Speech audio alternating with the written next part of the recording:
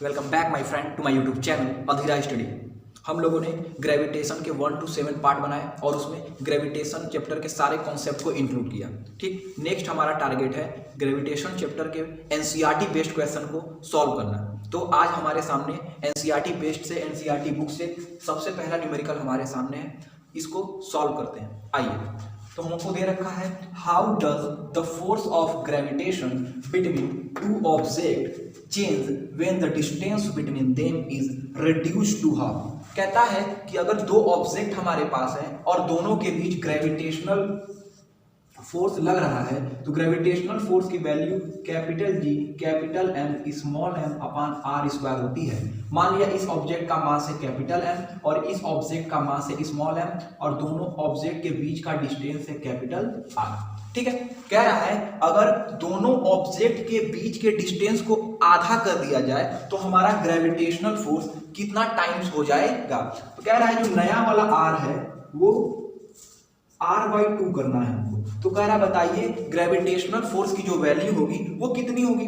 तो हम पहले वाले अगर दो ऑब्जेक्ट के बीच में r डिस्टेंस है तो दोनों के बीच लगने वाले ग्रेविटेशनल फोर्स के लिए हम लिख सकते हैं the gravitational force between two objects of masses capital M and small m is capital F is equal to capital G capital M small m upon R square. ये होता है। ठीक, इसको हम F1 कंसीडर कर सकते हैं। ठीक, मास तो दोनों ऑब्जेक्ट का सेम रहेगा, हम डिस्टेंस को R1 का स्क्वायर कंसीडर कर सकते हैं। सेकेंड अगर हम बनाए, अगर हमारा जो नया वाला डिस्टेंस हो गया है वो पहले वाले का हाफ हो गया है तो उसके लिए हम लिख सकते हैं ग्रेविटेशनल फोर्स की formula F2 is equal to G capital M small m upon R2 square. ठीक है, तो हमको पता करना है कि नया वाला जो ग्रेविटेशनल फोर्स है वो पुराने वाले ग्रेविटेशनल फोर्स का कितना टाइम्स हो जाएगा।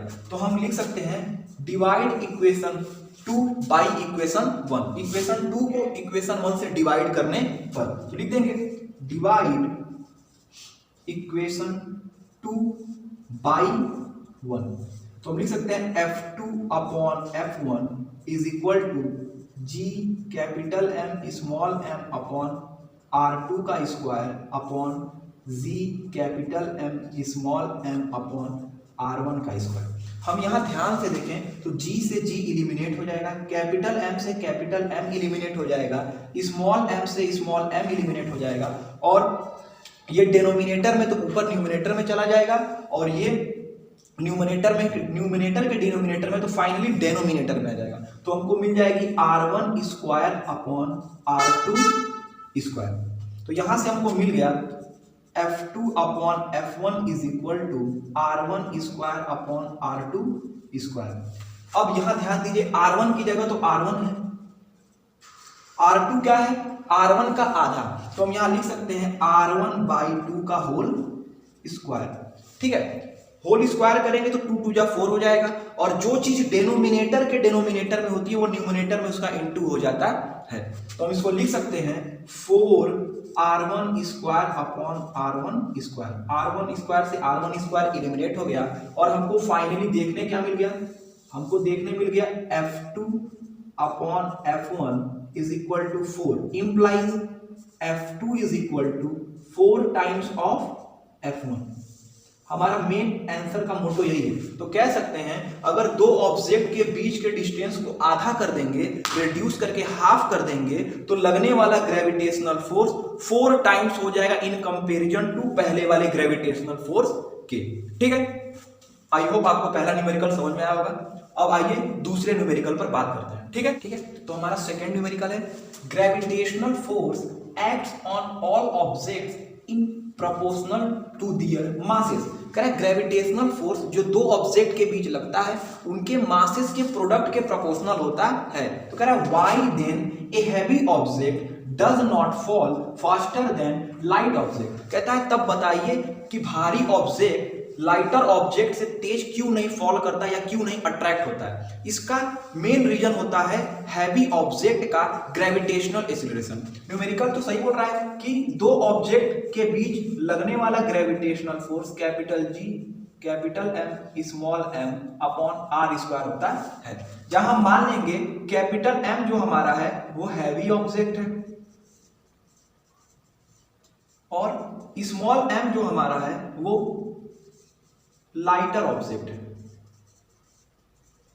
ठीक है, ग्रेविटेशनल फोर्स जो होता है वो दोनों ऑब्जेक्ट, अगर ये हमारा हैवी ऑब्जेक्ट है और ये हमारा लाइटर ऑब्जेक्ट है, तो दोनों के द्वारा अप्लाई किया गया ग्रेविटेशनल फोर्स का जो मैग्नीट्यूड होता है वो सेम होता है। लेकिन हम जानते हैं gravitational acceleration small g is equal to capital G capital M upon r square, जो कि डायरेक्टली प्रोपोर्शनल होती है मास के। कहता है जिसका मास ज्यादा, जिस ऑब्जेक्ट का मास ज्यादा उसका ग्रेविटेशनल एक्सीलरेशन ज्यादा, मतलब उस ऑब्जेक्ट के द्वारा दूसरे ऑब्जेक्ट को अपने सेंटर ऑफ मास की तरफ अट्रैक्ट करने की क्षमता ज्यादा। तो इस कैपिटल M वाले मास का जो G होगा वो स्मॉल m वाले मास के G के कंपैरिजन में ये ज्यादा होगा और इसके कंपैरिजन में ये कम होगा। तो इसी वजह से जो हमारा हैवी ऑब्जेक्ट है ये इस लाइटर ऑब्जेक्ट पर फॉल न करके इस लाइटर ऑब्जेक्ट को अपनी सेंटर की तरफ फॉल कराता है। एग्जांपल के लिए हम ले सकते हैं, हमारे हाथ में हमने कैरी कर रखा है एक मार्कर। ठीक है, ये मार्कर है तो इसमें मास होगा तो ये इसका अपना कुछ ना कुछ ग्रेविटेशनल एक्सीलरेशन होता है। अगर हम पृथ्वी के लिए इसको कंपैरिजन करें तो पृथ्वी जितना फोर्स लगाकर इसको अपने सेंटर की तरफ खींच रही है उतना ही फोर्स ये लगा रखा है। ग्रेविटेशनल कॉन्सेप्ट यही कहता है। लेकिन पृथ्वी का मास इसके कंपैरिजन में बहुत ज्यादा होने की वजह से पृथ्वी ने जो इस पर ग्रेविटेशनल अप्लाई कर रखा है वो इसके ग्रेविटेशनल जो इसने पृथ्वी पर अप्लाई कर रखा है उसके कंपैरिजन में जो अर्थ ने इस पर अप्लाई कर रखा है वो ज्यादा होता है। इसलिए इसको ही फॉल करना पड़ता है बड़े वाले ऑब्जेक्ट पर। समझ में आ रहा है ना? तो क्यों नहीं हैवी ऑब्जेक्ट क्यों नहीं फॉल करता है लाइटर ऑब्जेक्ट से कंपैरिजन में? क्योंकि लाइटर ऑब्जेक्ट का जो ग्रेविटेशनल एक्सीलरेशन होता है वो मिनिमम होता है, जबकि हमारा जो हैवी ऑब्जेक्ट है उसका ग्रेविटेशनल एक्सीलरेशन मैक्सिमम होने की वजह से ये स्लो फॉल करता है in comparison to light object. Clear है ना? तो हमारा इफेक्ट क्या डालेगा, लिख सकते हैं चूंकि gravitational acceleration small g of heavy object is greater than that of lighter object, therefore the heavy object does not fall faster than a light object. The heavy object does not fall faster than a lighter object. ठीक है, I hope आपको question number 2 समझ में आया होगा। आइए question number 3 की तरफ बढ़ते हैं। ठीक है, आइए क्वेश्चन नंबर 3 देखते हैं। कह रहा है what is the magnitude of gravitational force. कह रहा है ग्रेविटेशनल फोर्स का मैग्नीट्यूड कितना होगा between the earth and A 1 kg object. कह रहा है अर्थ है और अर्थ के सरफेस पर एक 1 किलोग्राम का ऑब्जेक्ट रख रखा है, तो बताइए दोनों ऑब्जेक्ट के बीच लगने वाला ग्रेविटेशनल फोर्स कितना होगा। अर्थ है, अर्थ के सरफेस पर एक ऑब्जेक्ट रख रखा है जिसका मास दिया है 1 किलोग्राम। अर्थ का मास दिया है capital M is equal to 6 into 10 to the power 24 kilogram. Earth का रेडियस दे रखा है, अगर इसको सेंटर मान ले तो ये अर्थ का रेडियस हो जाएगा। अर्थ का रेडियस दे रखा है 6.4 into 10 to the power 6 metre. यहाँ ध्यान दीजिएगा सब कुछ SI यूनिट में दे रखा है। हमको कैपिटल G की वैल्यू पता है 6.67 into 10 to the power -11 newton metre square पर केजी स्क्वायर। ठीक है, तो दो ऑब्जेक्ट के बीच लगने वाले ग्रेविटेशनल फोर्स का फॉर्मूला लिखेंगे। Capital F is equal to capital G capital M small m upon r square. यहाँ हम लोग सारी वैल्यू को पुट करेंगे। G की value 6.67 into 10 to the power -11 M की वैल्यू कैपिटल एम की 6 into 10 to the power 24, small m की वैल्यू 1, आर की value 6.4 into 10 to the power 6 का होल स्क्वायर। क्लियर है? यहां ध्यान दीजिए, 6.67 into 10 to the power -11 into 6 into 10 to the power 24, 1 की वैल्यू को एलिमिनेट कर देंगे, कोई दिक्कत उससे नहीं इंटू में। ठीक है, नीचे देखिए 6.4 का इंटू हो जाएगा 2 टाइम्स और 6 का स्क्वायर करेंगे तो 10 टू द पावर 12।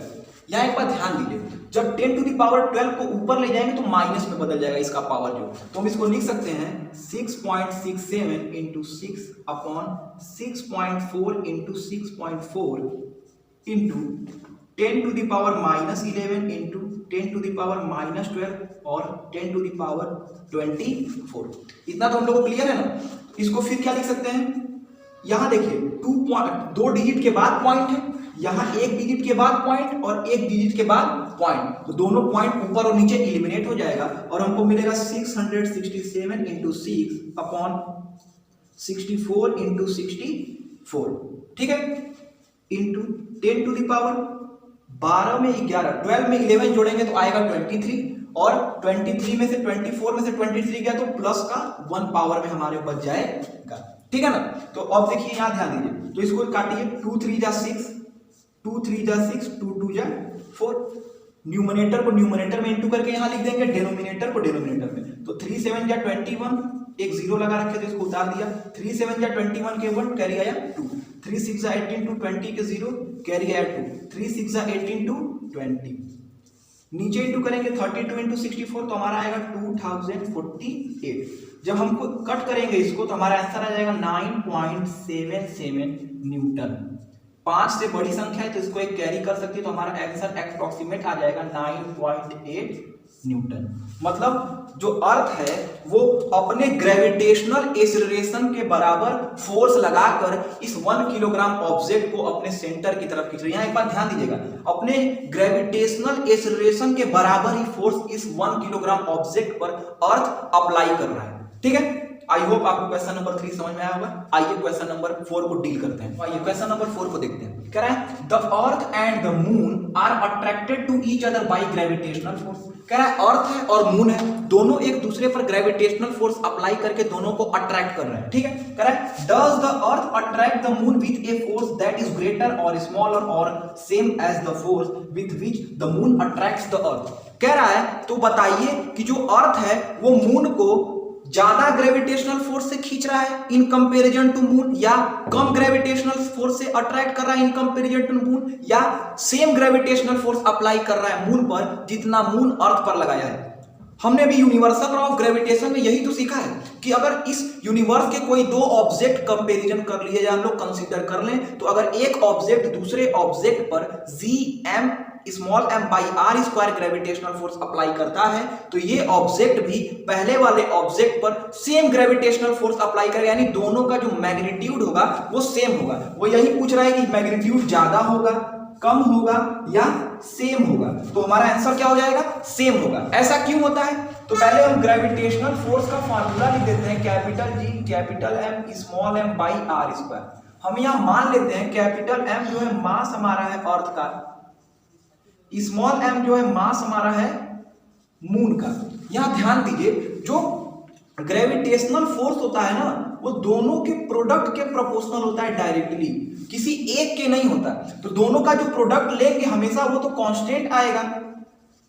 इसीलिए ग्रेविटेशनल फोर्स जो मून ने अर्थ पर लगाया है या अर्थ ने मून पर लगाया है दोनों क्या होंगे, इक्वल होंगे। क्यों, क्योंकि ग्रेविटेशनल लॉ ऑफ यूनिवर्स का जो कहना है कि 2 ऑब्जेक्ट चाहे पहले का मास कितना भी ज्यादा हो, दूसरे का मास पहले के कंपैरिजन में कितना भी कम हो, दोनों सेम फोर्स ऑफ ग्रेविटेशन से एक दूसरे पे अट्रैक्शन फोर्स अप्लाई करते हैं। ठीक है, आई होप आपको ये समझ में आ गया होगा। आपको मेरा आज का ये वीडियो पसंद आया होगा और आपने अच्छे से चारों में मिलकर को देख लिया होगा। अगर फिर भी आपको कोई डाउट है तो कमेंट सेक्शन में अपने डाउट को कमेंट करिएगा, हम उस पर जरूर वर्क करेंगे नेक्स्ट वीडियो में हमारे। और अगर आप हमारे चैनल पर नए हैं तो प्लीज हमारे चैनल को लाइक करिए, सब्सक्राइब करिए और बेल आइकन क्लिक कर दीजिए ताकि अगर हमारा जो नेक्स्ट पार्ट आने वाला है वो आपके टाइमलाइन पर आए। ठीक है, थैंक यू, मिलते हैं नेक्स्ट वीडियो में एंड जय हिंद।